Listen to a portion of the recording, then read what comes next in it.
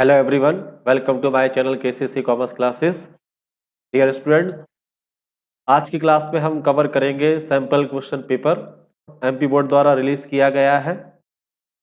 तो इस वीडियो में हम करेंगे केवल ऑब्जेक्टिव टाइप क्वेश्चन और नेक्स्ट जो पार्ट आएगा उसमें हम न्यूमेरिकल क्वेश्चन कवर करेंगे। यदि आप इंटरेस्टेड हैं न्यूमेरिकल क्वेश्चन के लिए तो आप मुझे कमेंट्स ज़रूर करें और सभी से रिक्वेस्ट है कि चैनल को लाइक करें, सब्सक्राइब करें और दोस्तों के साथ शेयर करें। चलिए तो शुरू करते हैं आज की वीडियो। तो सबसे पहले एमसीक्यू आएंगे आपके। Select the correct answer of the following. First है the relation of partners with the firm. क्या है इसका आंसर?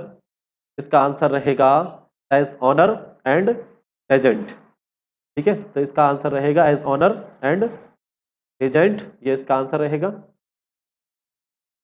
सेकंड है goodwill is a current assets, a fixed assets, tangible assets and artificial assets.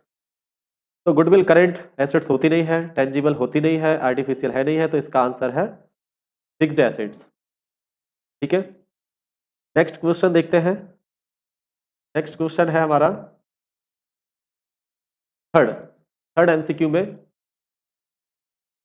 When old ratio is deducted from new ratio it is called. ध्यान से समझिए, ये बोल रहे हैं कि जब ओल्ड रेशो को डिडक्ट किया जाता है न्यू रेशो में, मतलब न्यू रेशो में से ओल्ड रेशो माइनस करेंगे, क्या बोलते हैं उससे? गैनिंग रेशो। का आंसर आएगा गैनिंग रेशो, है ना। ये देखिए हिंदी ट्रांसलेशन में भी दिया हुआ है, जहां आपको दिक्कत हो नए रेशो में से यदि हम पुराना रेशो माइनस करेंगे तो उसको हम गैनिंग रेशो बोलते हैं, है ना। तो इसका आंसर गैनिंग रेशो रहेगा।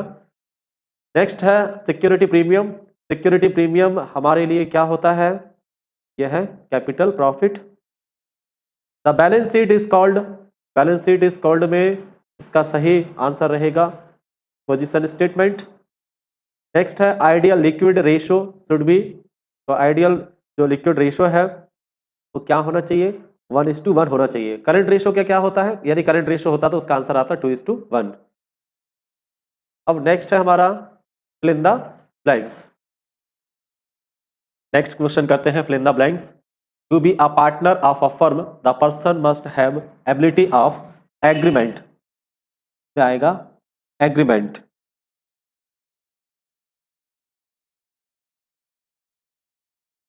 नेक्स्ट है goodwill is an intangible assets. Intangible assets. Third fill in the blank है the balance of share forfeited account is shown in liability side of the balance sheet. क्या आएगा? Liability side of the balance sheet. Fourth the debentures which can be converted into share are called convertible debenture. ये convertible आएगा, ये convertible debenture आएगा। Next है the bank overdraft is treated as current liabilities. Cash received from the issue of share is financing activities। क्या आएगा? Financing activities. 3 activities होती है, operating activities, investing activities and last होती है फाइनेंसिंग एक्टिविटीज। तो fill in the blanks हमारे complete हो गए हैं। अब नेक्स्ट क्वेश्चन की ओर चलते हैं। नेक्स्ट क्वेश्चन है हमारा ट्रू फॉल्स। ट्रू फॉल्स में in the essence of partnership agreement the profit is share in capital ratio. तो भाई ये फॉल्स है, क्योंकि जब पार्टनरशिप एग्रीमेंट एब्सेंस होता है या पार्टनरशिप डीड पार्टनर नहीं बनाते हैं तो प्रॉफिट कैपिटल के रेशो में नहीं बांटा जाता है। कैसे बांटा जाता है बताइए आप? प्रॉफिट इक्वली बांटा जाता है, बराबर बराबर बांटा जाता है। सेकंड है registration of partnership is not compulsory. बिल्कुल सही है, पार्टनरशिप का रजिस्ट्रेशन कंपलसरी नहीं है और पार्टनरशिप डीड बनाना भी कंपलसरी नहीं है, तो इज नॉट कंपलसरी। थर्ड है revaluation account is prepared when the assets are sold. Revaluation account assets को बेचने पर बनाया जाता है। बिल्कुल नहीं भाई, एसेट्स को बेचने पर जो हम अकाउंट बनाते हैं उससे बोलते हैं रियलाइजेशन अकाउंट। तो एसेट्स के बेचने पर रियलाइजेशन अकाउंट बनता है, रिवैल्यूएशन अकाउंट नहीं बनता है। कब बनता है रिवैल्यूएशन अकाउंट? रिवैल्यूएशन अकाउंट बनता है जब फर्म का रिकॉन्स्टिट्यूशन होता है। तो इसलिए ये क्या रहेगा? Revaluation account is prepared when the assets are sold, ये फॉल्स रहेगा। और dissolution of firm, payment made to creditors is debited to realisation account, true है, सही है। नेक्स्ट है a private company doesn't issue a prospectus, private company prospectus issue कर सकती है? बिल्कुल नहीं कर सकती। प्रोस्पेक्टस इशू करने का राइट पब्लिक कंपनी को होता है, प्राइवेट कंपनी को नहीं। Depreciation is a non cash item, बिल्कुल सही है, ट्रू है ये। नेक्स्ट क्वेश्चन की ओर चलते हैं। Match the column. Current account, तो करंट अकाउंट इसमें क्या रहेगा? Current account fixed capital method में करंट अकाउंट ओपन किया जाता है, ये रहेगा फर्स्ट का। सैक्रिफाइसिंग पार्टनर, सैक्रिफाइसिंग पार्टनर का क्या रहेगा इनमें से? कंपनसेशन, कंपनसेशन सेकंड ये रहेगा। Part amount of reserve, part amount of reserve executor of receipts partner, third.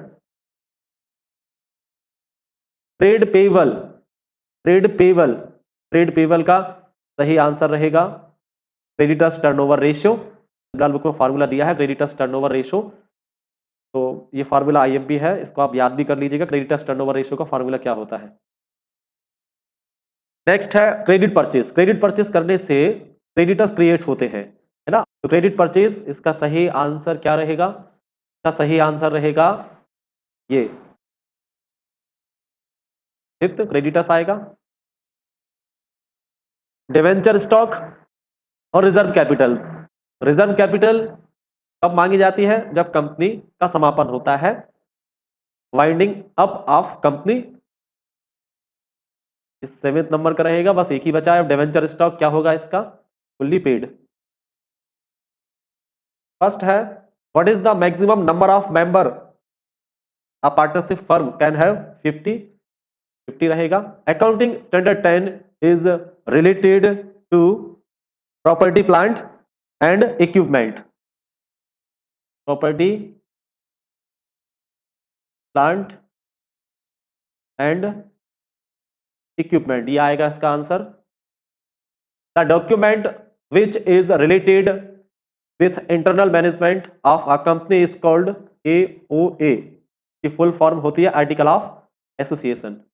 Cell of forfeited share is called, तो फॉरफिटेड शेयर को बेचना इसको क्या बोलते हैं? री इशू करना, शेयर को री इशू करना, री इशू करना। नेक्स्ट है under which heading profit of company is shown in the balance sheet, तो आपको लिखना है सब हेडिंग होता है reserve and surplus, and main heading, main heading होगी शेयर होल्डर फंड। यहां लिख देता हूं मैं इसका आंसर, सब हेड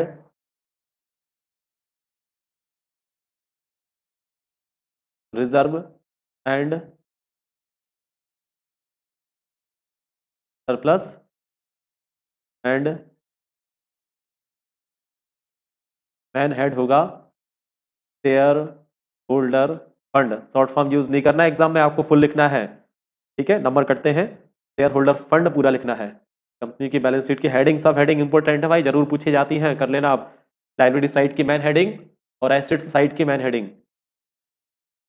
नेक्स्ट है what type of activity of cash flow is receipt of cash from customer, का आंसर रहेगा ऑपरेटिंग एक्टिविटीज, ऑपरेटिंग एक्टिविटीज।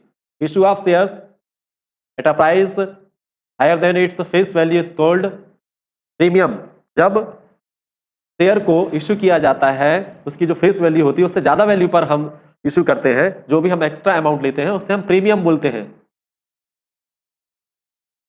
उससे हम प्रीमियम बोलते हैं।